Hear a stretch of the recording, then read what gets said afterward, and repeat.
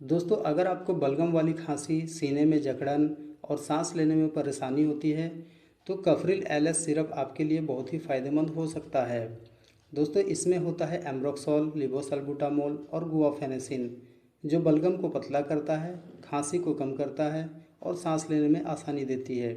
याद रखें दोस्तों, गीली खांसी और बलगम वाली खांसी में कफरिल एलएस सिरप बहुत ही असरदार होता है, लेकिन इसे अपने डॉक्टर की सलाह से ही इस्तेमाल करें। अगर आपको इसका डिटेल में और भी जानकारी चाहिए तो हमें कमेंट करें।